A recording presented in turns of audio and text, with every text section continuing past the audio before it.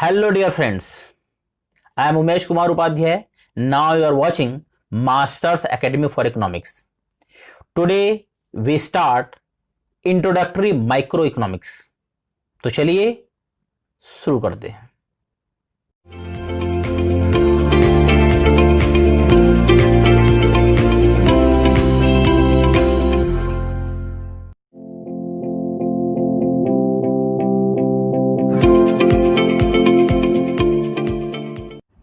Hello, welcome back. Today we are going to start Introductory Microeconomics. But before discussion on microeconomics, we should know the brief history of economics, because macroeconomics, these are the branches of economics. That's why we should know about the economics. The term economics of English is derived from two Greek words, oikos plus nemin. The meaning of oikos is household and the meaning of nemin is management. In this way, the early economics was the science which studies the principles of household management. But the meaning and definition and the scope of economics present day has been totally changed. The present economics came in existence in 18th century when a person, a scholar, an economist, Adam Smith had written a famous book, An Inquiry into the Nature and Causes of Wealth of Nations, in 1776. From that time, Adam Smith was considered as the father of economics. Adam Smith is also known as father of microeconomics. The definition that was given by Adam Smith was, economics is a science of wealth. Adam Smith साहब ने जो economics की definition दी है, इस definition को हम कहते हैं वेल्थ रिलेटेड डेफिनेशंस. इकोनॉमिक्स की इस डेफिनेशन के बाद लोगों ने इकोनॉमिक्स की काफ़ी क्रिटिसिज्म किया, उसकी बुराइयां की, आलोचनाएं की. किसी ने इसको ब्रेड बटर का विज्ञान कहा, यानी science of bread and butter. किसी ने इसको हेटफुल सब्जेक्ट कहा. बाद में एक दूसरे इकोनॉमिस्ट आए, बड़े फेमस इकोनॉमिस्ट हैं, अल्फ्रेड मार्शल. अल्फ्रेड मार्शल ने इकोनॉमिक्स की एक दूसरी डेफिनेशन दी और इसको वेलफेयर से जोड़ दिया. अल्फ्रेड मार्शल की डेफिनेशन को हम कहते हैं वेलफेयर रिलेटेड डेफिनेशंस. इनके कुछ दिनों बाद आए एल रॉबिन्स जी. एल रॉबिन्स की जो डेफिनेशन है उसको हम कहते हैं स्कैर्सिटी रिलेटेड डेफिनेशंस. बाद में सैमुअलसन जी आए, उन्होंने इकोनॉमिक्स की ग्रोथ एंड डेवलपमेंट से जोड़ दिया और इकोनॉमिक्स की ग्रोथ एंड डेवलपमेंट से रिलेटेड डेफिनेशन दी. तो इस तरह से अगर हम इकोनॉमिक्स की डेफिनेशंस देखते रहें तो इसमें बहुत से इकोनॉमिस्ट ने इकोनॉमिक्स की अलग अलग डेफिनेशन दी है. कुछ ऐसे भी इकोनॉमिस्ट रहे हैं जिन्होंने कहा है कि इकोनॉमिक्स ने अलग अलग तरह की डेफिनेशन से अपने गले को घोट रखा है, यानी कि गला दबा रखा है. लेकिन आजकल ऐसा नहीं है. एक जनरल इकोनॉमिक्स की डेफिनेशन है जो कि इस समय सभी लोग एक्सेप्ट करते हैं. मैं उसी को बता रहा हूं. तो economics is a science of human behaviour concerned with the allocation of the resources in such a manner that consumers can maximize their satisfaction, the producers can maximize their profits, and the country and society can maximize their social welfare. इस definition के हिसाब से, जो कि इस समय सब accept कर रहे हैं, जिस डेफिनेशन की सब बातें करते हैं वो यही है, इस डेफिनेशन का मतलब यह है कि इकोनॉमिक्स एक साइंस है। भाई साइंस दो तरह के होते हैं, नेचुरल साइंस है, आपका सोशल साइंस है। तो इकोनॉमिक्स कौन सा साइंस है? इकोनॉमिक्स एक सोशल साइंस है। नेचुरल साइंस में आता है आपका फिजिक्स, केमिस्ट्री, बायो, ये सब नेचुरल साइंस में आता है। तो इकोनॉमिक्स एक सोशल साइंस है जो स्टडी करता है कि कैसे एक इकोनॉमी में रहने वाला कंज्यूमर अपने लिमिटेड रिसोर्सेज से अपने अनलिमिटेड वांट्स को, अनलिमिटेड रिक्वायरमेंट को इस तरह से सेटिस्फाई करता है जिससे उसका सेटिस्फैक्शन मैक्सिमम हो जाता है। कैसे एक इकोनॉमी में रहने वाला प्रोड्यूसर अपने लिमिटेड रिसोर्सेज से अपने अनलिमिटेड वांट्स को सेटिस्फाई करता है जिससे उसका प्रॉफिट मैक्सिमाइज हो जाता है। इसी तरह से एक सोसाइटी या कंट्री कैसे अपने लिमिटेड रिसोर्सेज से अपने अनलिमिटेड वांट्स को सेटिस्फाई करता है जिससे सोशल वेलफेयर मैक्सिमम हो जाता है। आगे देखते हैं इसेंस ऑफ द इकोनॉमिक्स। अगर हम देखें कि इकोनॉमिक्स मूलतः या इकोनॉमिक्स बेसिकली क्या स्टडी करता है, इसका सेंट्रल स्टडी पॉइंट क्या है, तो आप देखेंगे तो इकोनॉमिक्स क्या करता है, इकोनॉमिक प्रॉब्लम या प्रॉब्लम ऑफ चॉइस की स्टडी करता है। इकोनॉमिक्स का जो इसेंस है वो है इकोनॉमिक प्रॉब्लम और प्रॉब्लम ऑफ चॉइस। अब देखो इकोनॉमिक प्रॉब्लम होती क्या है। इकोनॉमिक प्रॉब्लम समझने के लिए हम एक एग्जांपल लेते हैं। सपोज करिए एक स्टूडेंट है, उसका नाम है मिस्टर एक्स। उसके पापा ने उसको 500 रुपीज दिया। अब उसको 500 रुपीज मिल गई। अब उसके सामने जो है कई रिक्वायरमेंट है। उसका मन कर रहा है कि इकोनॉमिक्स की एक बुक ले लें।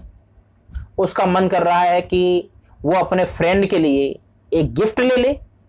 उसका मन कर रहा है कि मोबाइल में हम नेट पैक रिचार्ज करवा लें। उसका ये भी मन कर रहा है कि ऐसा करते हैं कि हम चलते हैं पिज्ज़ा बर्गर खा लेते हैं। उसका ये भी मन है कि अब धीरे धीरे अनलॉक हो रहा है, लॉकडाउन खत्म हो रहा है, क्यों ना चल के हम कोई मूवी ही देख लें। कहने का मतलब है कि उसके पास 500 रुपीज हैं और लगभग उसके रिक्वायरमेंट 5 है।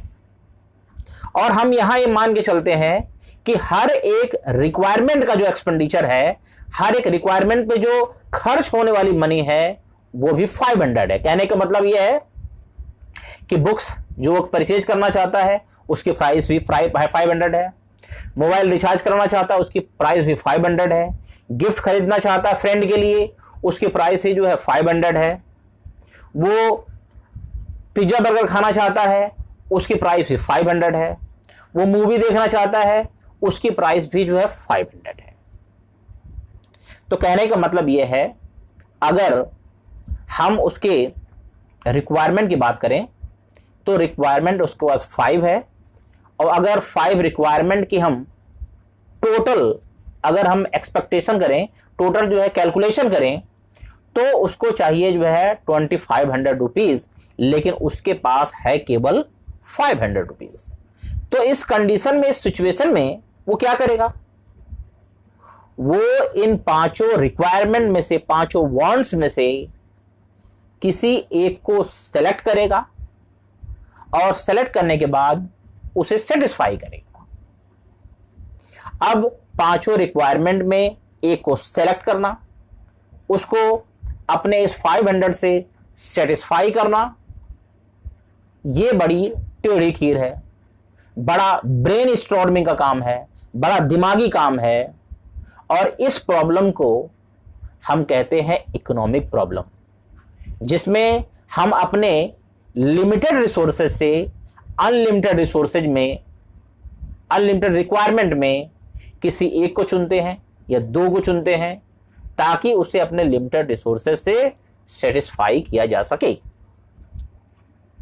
तो इकोनॉमिक्स बेसिकली इसी इकोनॉमिक प्रॉब्लम या इसको प्रॉब्लम ऑफ चॉइस कहते हैं, इस प्रॉब्लम ऑफ चॉइस की स्टडी करता है।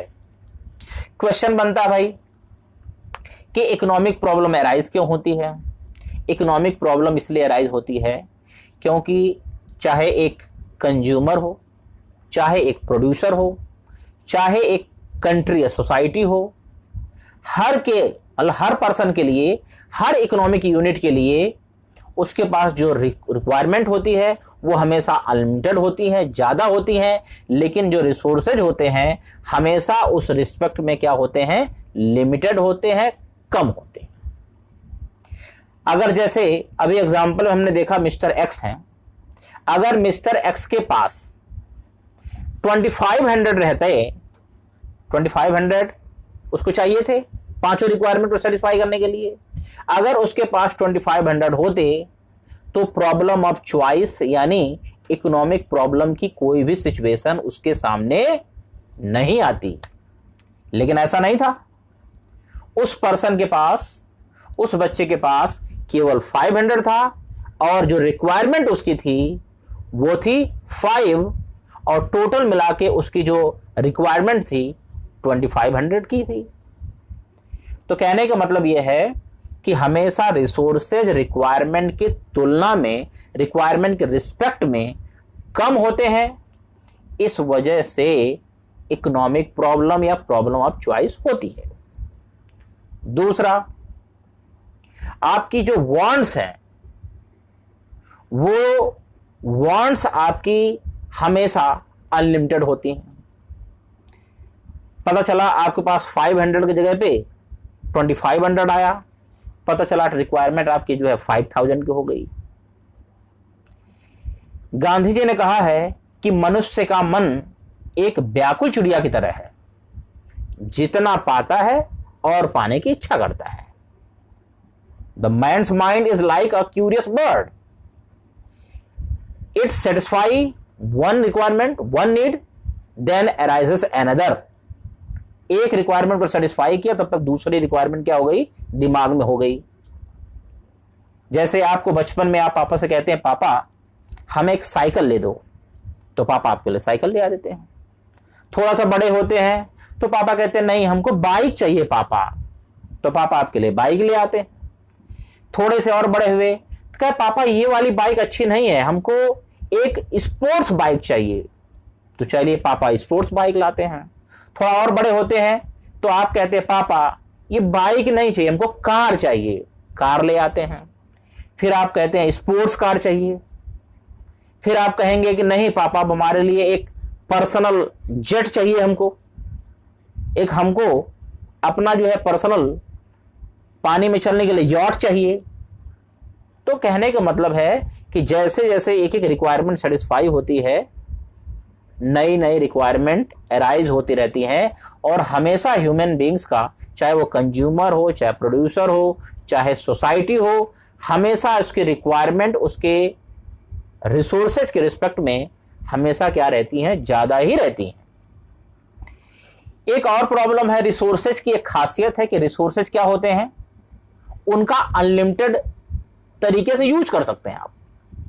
जैसे मनी है, पैसा है, पैसे पे ये नहीं लिखा होता है कि ये पैसा केवल गिफ्ट के लिए है, ये पैसा केवल मूवी के लिए है, ये पैसा केवल बुक्स के लिए है, ये पैसा जो है केवल ब्रेड एंड बटर के लिए है, यानी कि पिज्जा बर्गर के लिए है। ऐसा तो लिखा नहीं होता है। पैसे का जैसे चाहे यूज कर सकते हैं, यानी रिसोर्सेज हैव अल्टरनेटिव यूजेस, उनका डिफरेंट तरह से यूज कर सकते हैं। ये भी एक रीजन है कि हमारे इकोनॉमी में या वर्ल्ड की किसी भी इकोनॉमी में इकोनॉमिक प्रॉब्लम अराइज होती है। तो बेसिकली इकोनॉमिक प्रॉब्लम अराइज होने की 3 रीजन है। पहला, resources are limited with respect to the requirement. Second, resources have alternative uses. And third, wants are unlimited. आगे देखते हैं स्कैर्सिटी से मतलब क्या है। भाई हम कहते हैं कि resources are scarce, resources are limited. तो स्कैर्सिटी क्या मतलब है? Scarcity is a situation when demand of anything is greater than its supply even at a zero price. जब किसी भी गुड्स की या किसी भी चीज की डिमांड उसके सप्लाई से ज्यादा हो जाए, चाहे प्राइस कोई चार्ज न की जाए, तो ऐसी सिचुएशन को हम कहते हैं स्कैर्सिटी। एक एग्जांपल लेके समझते हैं। सपोज करिए जब भी आप स्कूल से घर जाते हैं, आपकी मम्मी आपके लिए 4 पराठा बना के रखती हैं और आप जाने के बाद 4 पराठा खाते हैं। और एक दिन आपके साथ आपका फ्रेंड जिद करता है कि फ्रेंड मैं भी तुम्हारे घर चलूंगा, मैं भी तुम्हारे घर चलूंगा। तो भाई फ्रेंड है, क्लोज है, और आप उसको मना तो कर नहीं सकते हैं। तो आपने कहा हाँ भाई चलो, हमारे घर चलो। घर गए तो मम्मी ने कहा कि ऐसा करें कि आपके लिए बेटा पराठा ले आते हैं। तो देखें अरे ये तो 2 है। अब इस समय पराठे की डिमांड 8 की है, लेकिन आपके घर में पराठा कितना है? 4। मम्मी कोई पैसा चार्ज तो कर नहीं रही हैं। तो यही सिचुएशन, जब सप्लाई है 4 पराठे की और डिमांड है 8 पराठे की, तो इसी सिचुएशन को हम कहते हैं स्कैर्सिटी। स्कैर्सिटी क्या है? When demand is greater than its supply even at a zero price. तो इसी सिचुएशन को हम कहते हैं स्कैर्सिटी। आज यहीं पे फिनिश करते हैं। नेक्स्ट टॉपिक नेक्स्ट वीडियो में। तब तक के लिए स्टे होम, स्टे सेफ। जय हिंद।